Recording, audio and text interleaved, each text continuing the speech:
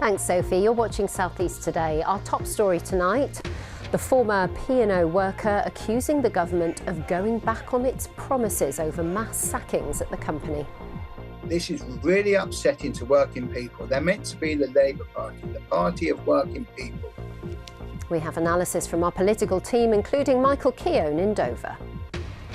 Bring back Eurostar. Tens of thousands call for services to be reintroduced in Kent. There is estimates that if we don't return this business, then it'll be about £75 million lost to the economy, to the visitor economy, but also to inward investment. Trying to see the glass as half full, despite a soggy summer, our wine producers assess their yields. Bearing up, Bocky undergoes life-saving brain surgery, the first of its kind in the UK.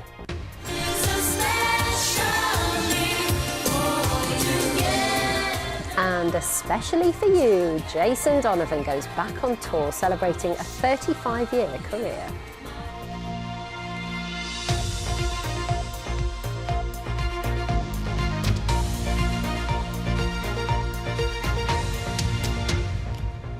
Hello, welcome to the programme. I'm Ellie Crisell.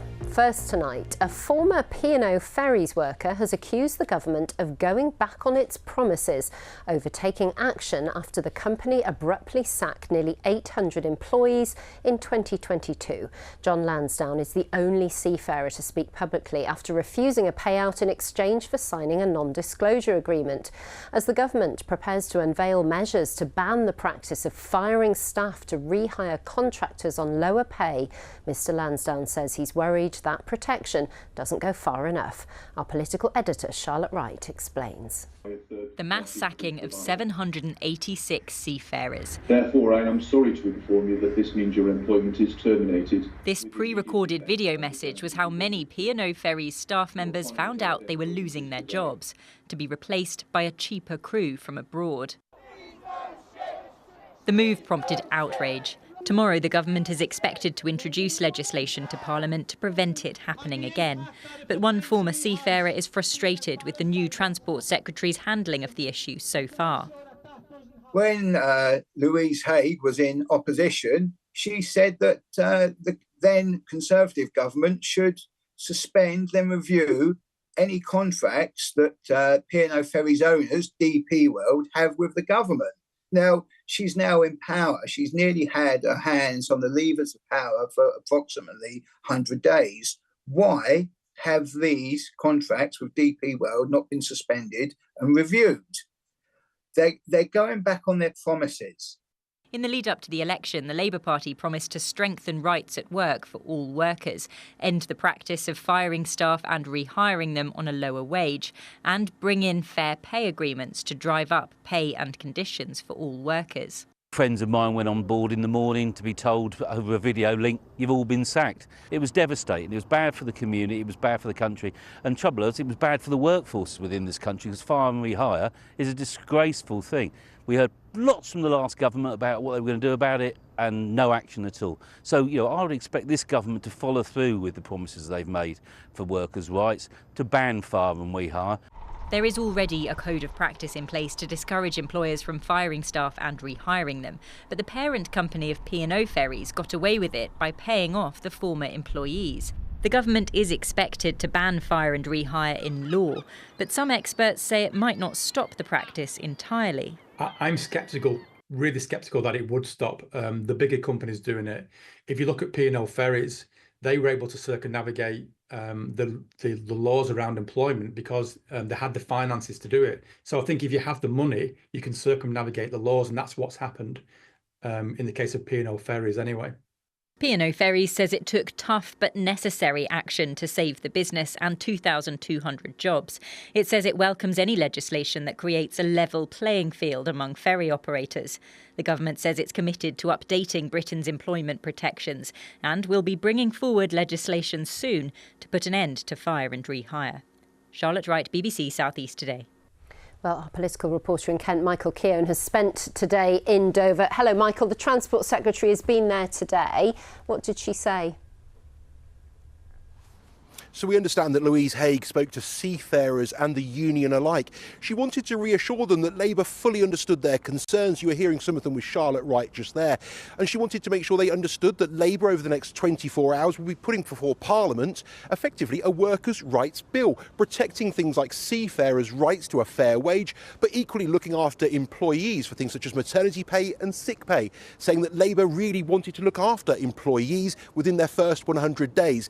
Now, P&O say the sackings back in 2022 were necessary in order to keep the business afloat. However, there has been some criticism that it was done quickly, and seafarers say it was rather cruel in the manner in which they were told. We understand that Louise Haigh wanted to reassure seafarers that kind of action wouldn't happen under a Labour government here today when she met seafarers, something P&O say they had to do in order to keep the business afloat. Michael, thank you. The chief executive of EasyJet says travellers stuck on planes and congested airport buildings could be the worst-case scenario when new border checks are introduced. Johan Lundgren's comments come as a new scheme requiring people to have their fingerprints scanned and a photograph taken comes into force on November the 10th. There have long been fears of queues at airports as well as the Port of Dover and Eurotunnel's Folkestone terminal. A further update on the new system is expected tomorrow. A man's been convicted of murder after leaving a man with stab wounds in Boughton-under-Blean near Canterbury. 34-year-old William Cozier used a large knife on Adam Pritchard after a fight broke out at the Queen's Head pub in March this year. Cozier handed himself into police the next day. He'll be sentenced next month. Business leaders will tomorrow make a plea for Eurostar to restore services to Kent amid claims the county's missing out on millions of pounds of investment. They're due to meet company officials who'll be urged to reinstate stops at Ashford and Ebbsfleet's international stations.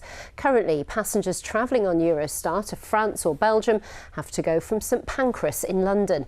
The operator has previously cited financial reasons for not stopping in Kent since the start of the pandemic. Nearly 60,000 people have now signed a petition demanding Eurostar's return, as Claire Starr reports. Shuttered, silent and virtually deserted. Trains heading to the continent haven't stopped here since 2020. But now there are renewed calls for them to return. At the hotel across the road, they're missing the cross-channel footfall. It was part of the business plan because, as with the international station around you, you will surely expect that extra tourism into the area, wherein over the weekends and, on those bank holidays and stuff, where we are just a business hotel now. Coachworks, just opposite the station, a flexible working space and entertainment venue. The owner here also wants to see international traffic return to Ashford. They would stay here overnight, they would go into hospitality venues, spend their money, they would have their cars parked at the Eurostar, and then they'd literally walk over to the station in the morning. A lot of businesses sort of chose to be here because of the Eurostar services. A lot of people moved here because of the Eurostar services. It would make such a huge difference to get those international services back to Ashford. Eurostar services continue to pass through here at high speed, but without stopping. And the station and other facilities remain in place here too. When Eurostar services did stop, travellers could simply hop on to get to Paris or other European cities beyond. Well, it really is time that we put the international back into Ashford. Thousands of visitors used to arrive by Eurostar. The French market's particularly important to Kent. And there is estimates that if we don't return this business, then it'll be about £75 million lost to the economy, to the visitor economy, but also to inward investment. After halting the Kent stops due to the coronavirus pandemic, that continued as the company said it needed to take action to reduce costs and protect the business. We see that their business is in profit. They're looking to buy more trains. I did have a conversation with the Department of Transport. I met with Louise Haigh along with other MPs. There is a very positive approach from the Department of Transport to support this, the Eurostar to come back. The BBC understands that Eurostar representatives will meet with business leaders in Ashford tomorrow. The company says its Kent stations will remain closed throughout 2024 and 2025, and it will continue to work closely with local councils on the future of the stations. With the chances of services stopping again in Ashford anytime soon seeming slim, locals and businesses will be hoping the growing calls will get Kent International services back on track. Claire Starr, BBC South East Today, Ashford. Well, we can speak to our reporter Miranda Shunker. Hello, Miranda. Very little response from Eurostar today. Just remind us of why they stopped the Kent services in the first place.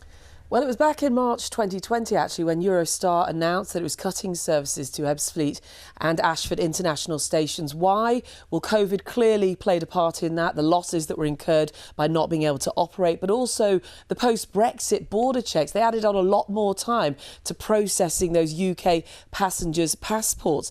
Now, the company says that it's had to focus on core routes. These are tough decisions, they say, and this also includes places not just like Kent, Calais, and also the south of France. Now, they've made it clear that there is no short-term prospect that they will reconnect these services. They'll bring them in this year or even next year, but they're keeping it under review. What we do know that Eurostar representatives are meeting in Ashford tomorrow. They're going to be talking to the council and the Chamber of Commerce, but it doesn't really look likely that those routes are going to come into play anytime soon. Miranda, thank you. There's frustration and anger that a well-known Surrey theatre remains closed more than a year after potentially dangerous rack concrete was found in the building. Only now is Reigate and Banstead Borough Council carrying out survey work at the Harlequin Theatre in Red Hill and says it doesn't know when the venue can reopen. Performing arts groups left without a place to stage their shows have labelled the delays as heartbreaking, as Claudia Sabasis reports. It's a theatre much loved by local performers. This dance group used to have big shows at the venue. Now they have nowhere to perform. We're heartbroken. We feel a bit homeless. We spend quite a lot of time there. I mean, there was one year we did 7 shows there, and now we just cannot find a venue that quite matches what we had there. Yeah. The theatre closed in September last year after rack, a potentially unstable concrete, was discovered. Today, the leader of Reigate and Banstead Borough Council told me the survey to see the extent of the damage has now begun. We're expecting the results and some initial details on costings by the middle of November. They want to put on live shows and we want to have live shows, but it must be done safely, and the public safety has got to be our first concern. The Orchard Theatre in Dartford also closed last year for the same reasons, but have built a temporary theatre and are hoping the Orchard reopens next May. It needs to be back in Red Hill. I mean, it's one of the wealthiest boroughs in the country, Reigate and Banstead. Here, the council have been having drop-in sessions across the borough to listen to what locals want in terms of arts and cultural provision. Our message to the council is to please get the survey complete, the repairs carried out, the refurbishment carried out, and give everyone a space to perform in and spectate in for the future. The Harlequin Theatre opened in 1986.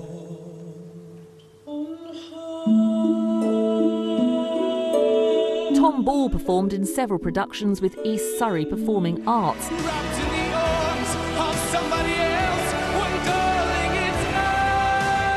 And went on to find fame on Britain's Got Talent. Last year, the Harlequins pantomime moved to a tent, but this year there will be no show.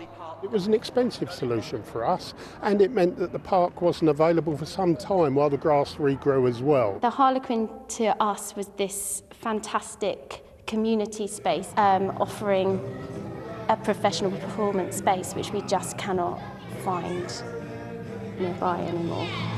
With no clear idea of what's to be done, only time will tell if there's a future for the Harlequin Theatre. Claudia Sabasis, BBC South East Today, Red Hill. Now it's just after 6:45. A reminder of our top story tonight. A former P&O Ferries worker has accused the government of going back on its promises when it comes to taking action after the abrupt sacking of nearly 800 employees in 2022. As the government unveils new employment measures, maritime unions are concerned they don't go far enough. Also in tonight's programme. No broken-hearted fans as 90s Neighbours heartthrob Jason Donovan goes back on tour, celebrating his 35-year showbiz career. And after some very mild weather over the last few days, things are going to be turning colder tomorrow. Temperatures are certainly on the way down. I've got the details later in the programme.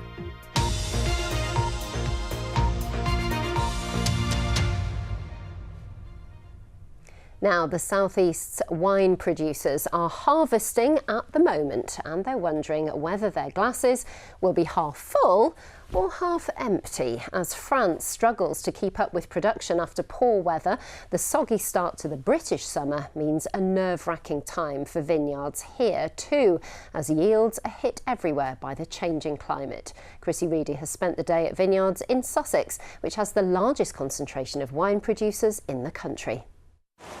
Downpour followed downpour, but the weather couldn't dampen the Wimbledon spirit. They say the weather at Wimbledon is a good indicator for wine growers in the southeast. If it's a Wimbledon washout, it's often a wet summer. So for the owners of this vineyard here in Hurstmonceux, the soggy summer with much longer spells of rain really came as no surprise. But what it has meant is harvesting has started later and the yield is smaller.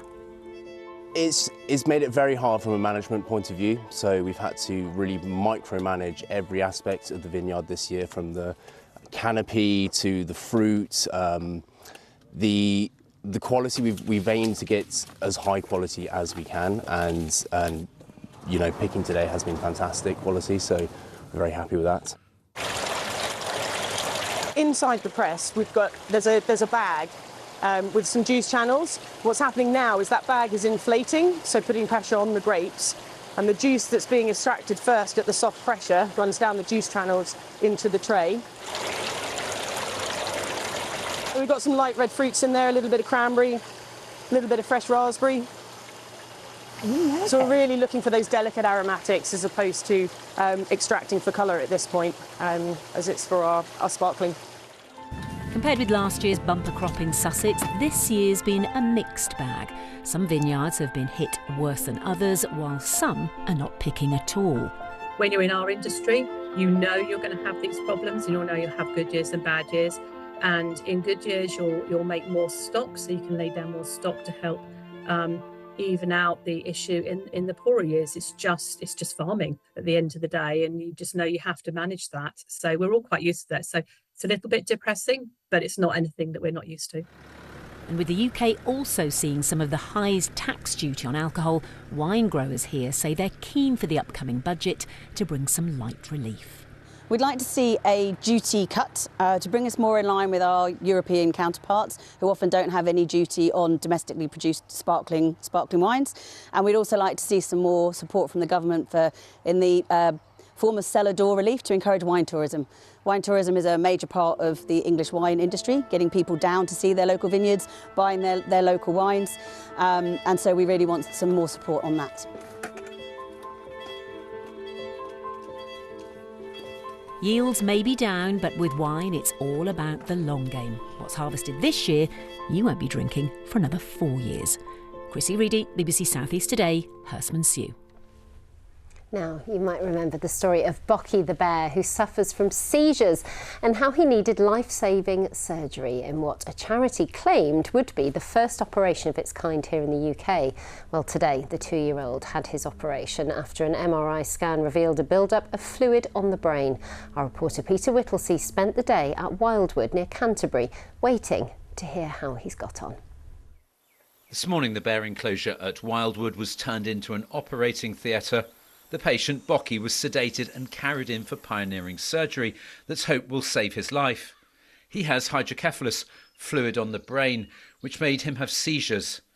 While the vet team started their medical procedures, everyone was anxiously looking forward to a positive outcome. It's pretty busy in there at the moment. We've got the anaesthetist and his assistant. We've got the veterinary team, the veterinary surgeon, Romain Pizzi here, with his assistant as well. We've got keepers monitoring the bear while he's under sedation.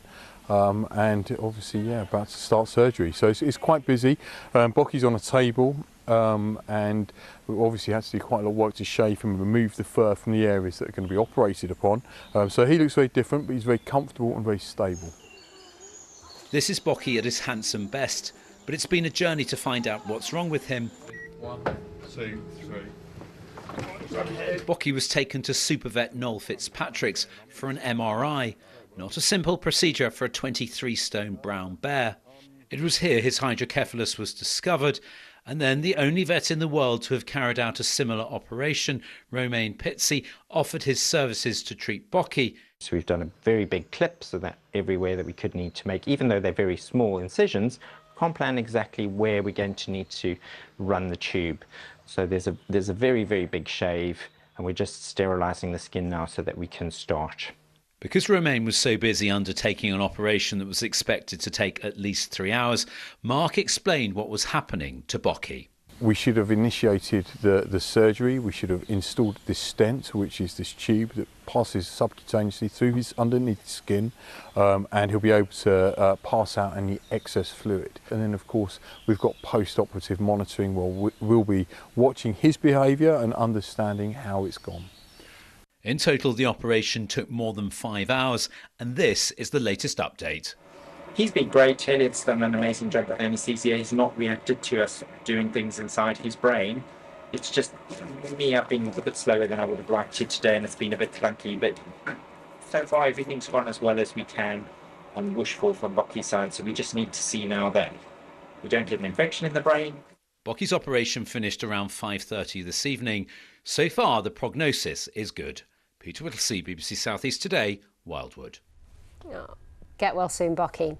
Now, singer and actor Jason Donovan has been on our stages and screens for 35 years. His new tour, Doing Fine 25, pays tribute to his very first tour of the same name in 1990. But you may remember him best, of course, as Scott from the Australian soap Neighbours, where he first found fame. Then, as a singer, he had 4 UK #1s. And his debut album, 10 Good Reasons, was the best-selling of 1989 with sales of 13 million.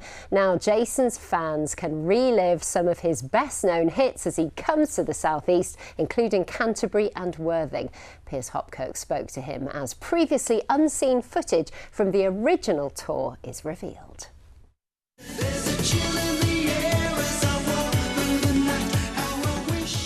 They were tapes that lay unseen in a loft for decades. Now, newly discovered and dusted off, they offer a candid, behind-the-scenes insight into a remarkable time. Shot on his own video camera, they document Jason Donovan's career-defining 1990 World Tour.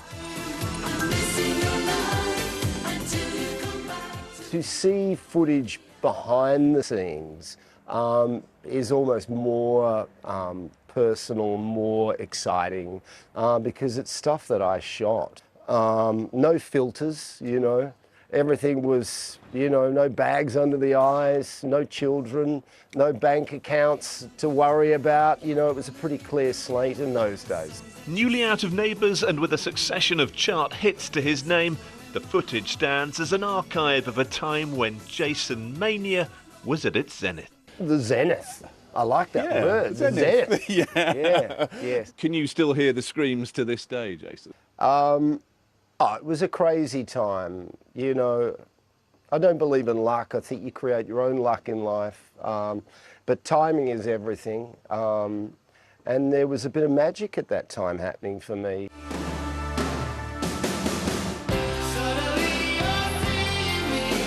It's hard to underestimate his star power. More people watched Scott and Charlene walk down the aisle than watched Neil Armstrong walk on the moon. And his move into music alongside Kylie Minogue launched both careers into an even higher orbit.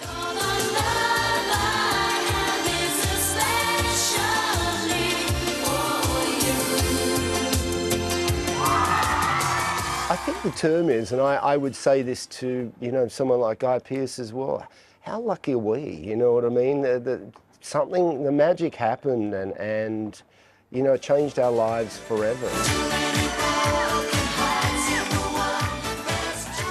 Now 35 years on from songs like this, Jason's heading back out with a homage to that original 1990 tour hitting the road in February.